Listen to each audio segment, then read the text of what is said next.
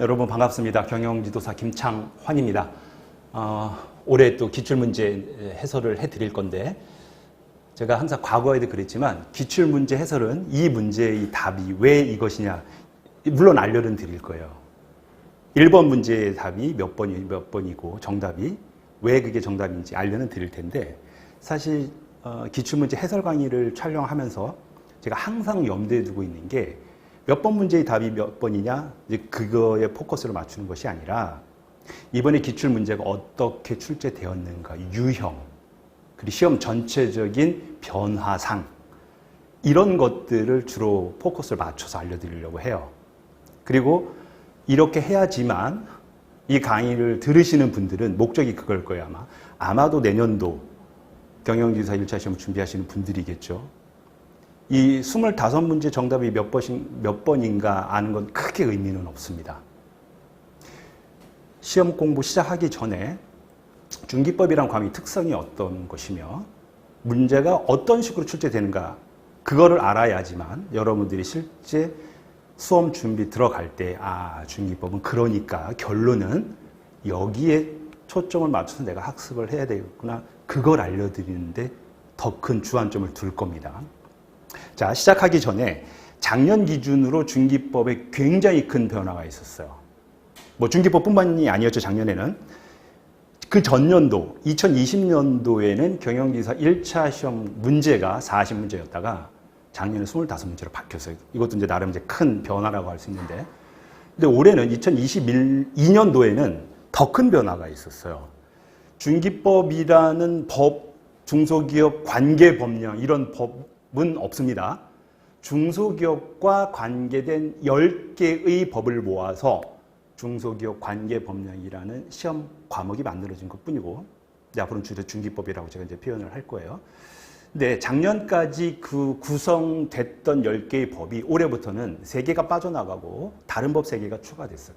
이게 가장 큰 변화라고 할 수 있습니다. 일단 요거부터 먼저 제가 안내를 드릴게요. 과거에는 기본법, 그 다음에 창업법, 그러니까 중소기업 창업지원법 이런 것들 줄여서 제가 두 문자만 따서 판서를 하는 겁니다. 그 다음에 벤처법, 진흥법, 소상공인법, 여성법, 장애인법, 장애인 기업활동촉진법의 약자입니다. 그다음에 기술법, 인력법,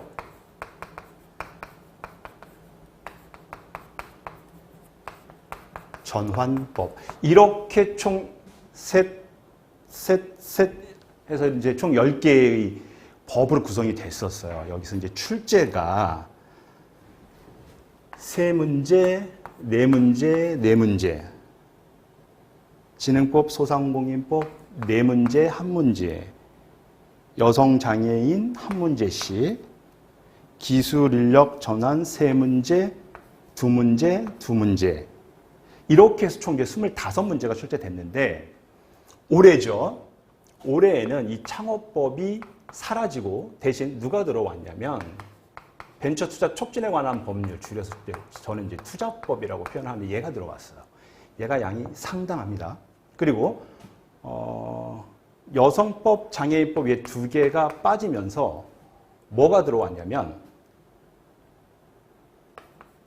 중소기업 구매 촉진 및 판매 지원에 관한 법률, 저는 줄여서 구매법이라고 표현하는데 얘가 들어오고 소기본법, 소상공인 기본법 총 3개가 나가고 3개가 들어왔죠. 근데 이 두 법의 양이 굉장히 많아요. 그리고 올해는 어떤 비중으로 출제가 됐냐면 기본법이 2문제,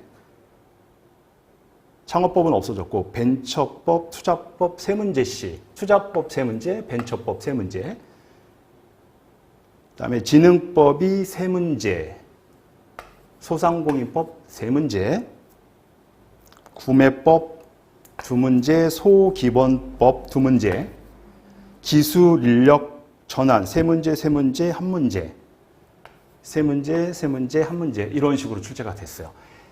제가 봤을 때 법 조문의 양은 얘가 가장 많아요. 그런데 조문의 양을 떠나서 출제위원이 뭐 나름대로 판단하신 거겠지만 그럼에도 불구하고 다른 것보다는 출제 비중은 좀 적은 편이네요. 자, 어쨌든 내년도에 또 변화가 있을지는 모르겠습니다. 뭐 그럴 가능성은 제가 봤을 때는 좀 낮아 보이긴 하지만 이 체제로 갈 것 같긴 해요. 그리고 이 비중도 크게 변하지는 않을 것 같기는 합니다. 자, 이게 과거에 가장 큰, 과거라기보다는 이제 올해 2022년도 들어서 중기법에서 가장 큰 변화라고 볼 수 있고, 또 하나는 사실 이게 또 어떻게 보면 이제 중요한 거죠. 제가 모두에 설명드렸듯이 중기법이 어떤 특성을 가지고 출제되고 있냐면 저는 출제 유형을 이런 식으로 분류를 합니다.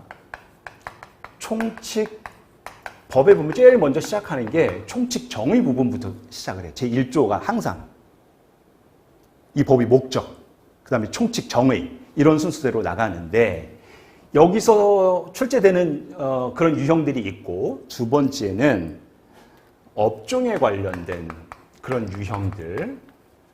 그러니까 여러분들 아직 이제 중기법 학습하시기 전이니까 이 업종이 뭐냐? 대표적으로 이런 거예요. 벤처기업이 될 수 없는 업종들. 보통은 이제 사행산업인 경우에는 벤처기업이 아예 될 수가 없는 업종입니다. 굉장히 중요한 거예요, 이것도. 이제 그런 업종들에 관한 이슈들이 또 있어요. 그 다음에 사업의 내용. 중기부 장관은 소상공인 지원을 위해서 이런 사업을 할 수 있다 해놓고 그게 하나, 둘, 셋, 넷, 다섯 굉장히 많아요. 많게는 뭐 30개까지도 나가는데.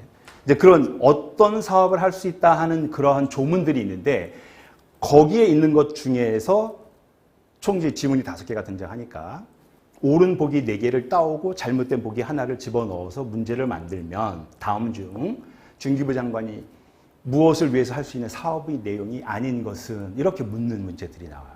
굉장히 어려운 유형입니다.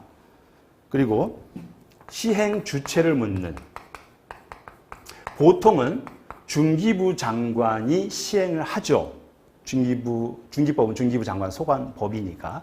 근데 경우에 따라서는 정부는 또는 국가 지자체는 대표적인 게 세금 감면은 중기부 장관의 사무가 아닌 거죠. 그러니까 중기부 장관은 소상공인 보호 및 지원을 위해서 세금 감면을 할 수 있다. 이런 뭐 보기가 나온다면 당연히 틀린 보기가 되는 거죠.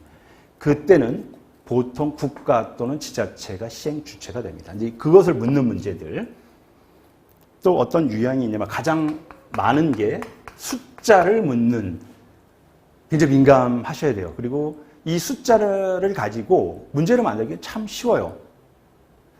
이런 구체적인 내용들은 올해 기출문제를 제가 하나씩 1번부터 25번까지 쭉 설명하면서 이 문제는 어떤 유형에 해당이 되고 이런 식으로 출제됩니다 하는 구체적인 내용을 조금 이따 보여드릴게요. 그 다음에 어휘 차이. 이거는 뭐 제가 다 명칭 붙인 이름인데 아다르고 어다르다 있죠. 중기부 장관은 무엇을 할 수 있다라고 하는 조문에 그렇게 등장하는 조문이 있고 중기부 장관은 무엇을 해야 한다. 취소를 할 수 있다. 단 제1항에 해당하는 경우에는 취소해야 한다. 이런 차이들. 우리는 일상적으로 그렇게 민감하게 구분 지으면서 언어 생활을 하진 않는데 법은 굉장히 중요합니다. 그리고 속된 말로 이제 이런 문제 유형을 가지고는 말장난한다라는 표현도 있는데 실제로 그런 감도 있습니다. 이것도 쉽지 않은 그런 문제고요. 그다음에 복합 지문, 그다음에 벌칙 규정. 대충 저는 출제 유형을 이런 식으로 구분을 하는데 여기서 어려운 유형의 문제가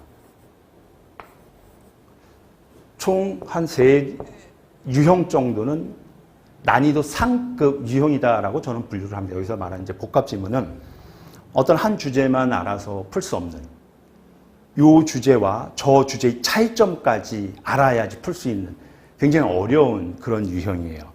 독학으로 하시는 분들은 이런 유형의 문제 대처하기가 굉장히 어려워요. 이런 유형은 강의를 통해서 도움을 받을 수밖에 없는 뭐 그런 어려운 유형이라고 볼 수 있고, 이 사업의 내용을 묻는 문제는 법 전체를 100으로 봤을 때 한 30% 정도의 지문은 이런 내용으로 채워져 있는데 이건 양이 너무 많기 때문에 암기할 수가 없어요. 그래서 이 내용은 저는 독학을 하시던 나중에 뭐 제 강의를 들으시던 떠나서 이런 유형의 조문은 아예 학습 대상에서 제외시키시라라고 권해드립니다. 이거는 저 또한 커버할 수가 없는 문제예요. 암기 자체가 불가능합니다. 이런 내용 애초에 어차피 우리는 100점 맞으려고 하는 게 아닙니다. 그리고 간혹가다 유형은 어려운데 문제 지문은 아주 생뚱맞은 지문을 넣어주는 경우가 있어요. 예를 들면 횡단보도에 불이 빨간색 불이 들어왔는데 건너가도 될까요? 안 될까요? 이런 지극히 상식적인 그런 지문을 넣어주면 그때 그건 주워 먹는다. 그런 유형이다라고 보시면 됩니다. 자, 크게는 이런 유형인데 이걸 가지고 이제 하나를 더 말씀드리자면 이런 유형 중에서 얘는 제끼시라 학습의 대상으로 삼지도 마세요라고 제가 권해드리지만 얘는 반드시 학습을 하세요라고 표현드리는 게 2020년도에는 총칙 정의 부분, 이 부분은 제가 반드시 학습하시라 말씀을 드려요. 이때 이제 40문제 출제됐을 때죠. 업종에 관련된 문제는 한 문제가 출제됐고 벌칙에 관련되는 최근에는 출제된 적이 없어요. 2021년도 작년부터는 25문제로 줄기 시작했죠. 2022년도 이때 한 문제 한 문제, 두 문제 한 문제 얘는 계속 출제되지는 않았습니다. 일부러 제가 이 이야기를 드리는 이유는 나머지 다 중요합니다. 얘만 빼고 학습의 관점에서 다 학습하셔야 되는데 특히 이 하나 둘 세 주제에 대해서는 무조건 학습하시라. 학습의 관점에서 굉장히 중요합니다. 내용이 중요하니까 중요한 게 아니라 양은 얼마 안 되는데 의외로 출제 빈도는 높아요.